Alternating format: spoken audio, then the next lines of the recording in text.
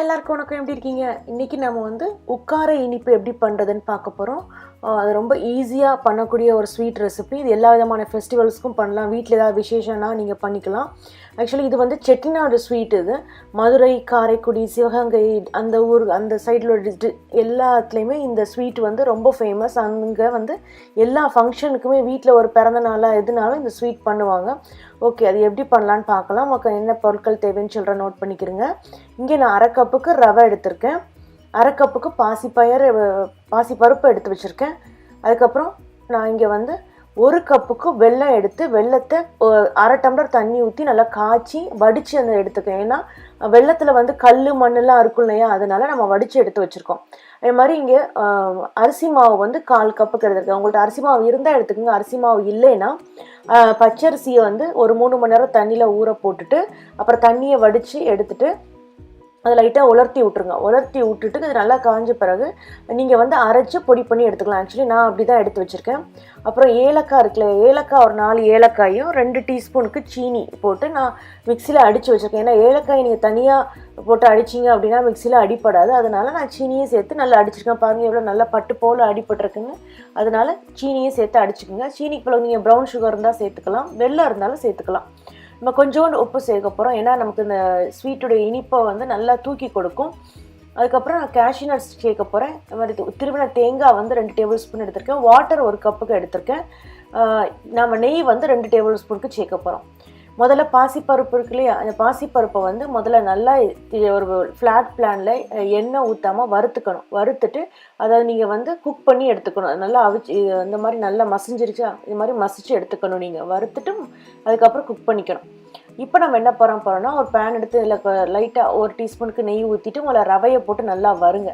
ரவை நல்லா வறுந்த பிறகு அதை தனியாக எடுத்து ஒரு பேப்பரில் கொட்டி வச்சுட்டு அதே பேனில் வந்து நான் இங்கே நெய் சேர்த்துருக்கேன். நெய் சேர்த்துட்டு நாம் வந்து முந்திரி பருப்பு எடுத்து வச்சுருக்கோம் இல்லையா, அதை போட்டு வதக்குங்க. முந்திரி பருப்பு வந்து ப்ரௌன் கலர் ஆகிற வரைக்கும் நீங்கள் அதை நல்லா ஃப்ரை பண்ணணும். இப்போ ப்ரௌன் கலர் ஆன பிறகு நான் எடுத்துட்டேன்.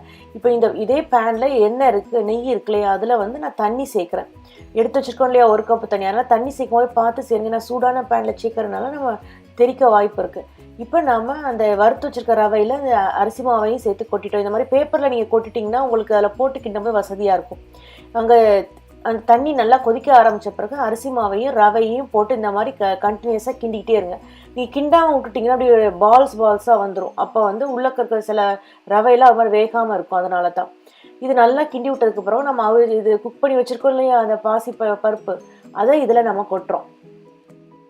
இந்த மாதிரி அதை குக் பண்ணிவிட்டு கொட்டினதுக்கப்புறம் நாம் வந்து தேங்காய் திருவல் எடுத்து வச்சுருக்கோம் இல்லையா, அதையும் நான் இதில் போட்டுட்டு வெல்லத்தை நான் வடிகட்டி வச்சுருக்கேன் இல்லையா கரைச்சி, அந்த வெல்லத்தையும் போட்டு நல்லா கிண்டுங்க. ஏன்னா வெல்லத்தில் நம்ம தண்ணி சேர்த்துருக்கனால ஏற்கனவே கொஞ்சம் கட்டிப்பட்டிருந்தாலும் அந்த கட்டியை இந்த நேரத்தில் உடச்சி விட்டுறலாம் நீங்கள். இப்போ வெல்லத்தை போட்டு கிண்ட பிறகு லைட்டாக இருக்குனதுக்கப்புறம் நம்ம வந்து ஏலக்காயை போட்டு அடித்து வச்சுருக்கோம் இல்லையா, அதையும் போட்டுட்டு நான் இன்னும் கொஞ்சம் நெய் சேர்க்குறேன். அதில் நான் கரெக்டாக லைட்டாக உப்பு மேலே லைட்டாக தூவி விட்டுட்டு இப்போ பாருங்க இந்த அளவு சுருண்டு வர்ற அளவுக்கு நீங்கள் லைட்டாக கொஞ்சம் மிக்ஸ் பண்ணி விடுங்க. அதில் நம்ம எடுத்து வச்சுருக்க கேஷ்யூ நட்ஸ் இருக்குல்லையே, அதையும் போட்டுனா நமக்கு இப்போ உக்காரை ரெசிபி ரெடி ஆயிடுச்சு. பாருங்கள், நம்ம ரொம்ப ஈஸியாக பண்ணி முடிச்சிட்டோம். இதை வந்து வீட்டில் எந்த ஒரு ஃபங்க்ஷன், பொங்கல், தீபாவளி இல்லை மற்ற ஏதாவது ஃபங்க்ஷன்னாலும் நீங்கள் தாராளமாக இதை பண்ணலாம். பொங்கல் டைமில் வந்து நீங்கள் இலையில் சாப்பாடு வைக்கும்போது கட்டாயம் இதை நீங்கள் பண்ணி வைக்கலாம். எல்லாருக்குமே ரொம்ப பிடிக்கும், ரொம்ப ஹெல்த்தியும் கூட. இதை ட்ரை பண்ணி பாருங்கள். பார்த்துட்டு உங்கள் கமெண்ட்ஸ் சமையல் விருந்தில் போஸ்ட் பண்ணுங்கள். இந்த வீடியோவை லைக் பண்ணுங்கள், சேனலை சப்ஸ்கிரைப் பண்ணுங்கள். நீங்கள் கூடவே பெல் சிம்பிளையும் நீங்கள் கிளிக் பண்ணிட்டீங்க அப்படின்னா நான் அப்டேட் பண்ணுற வீடியோஸை நீங்கள் உடனே பார்க்கலாம். நாம் இன்னொரு வீடியோவில் சந்திக்கலாம். இங்கே பாருங்கள் எவ்வளோ அழகாக எடுக்க வருதுன்னு சொல்லிட்டு, ஸ்மூத்தாக இருக்குது. நம்ம எடுக்கும் போதும் நல்லா வருது இது. ஓகே, நம்ம இன்னொரு வீடியோவில் சந்திக்கலாம். நன்றி, வணக்கம்.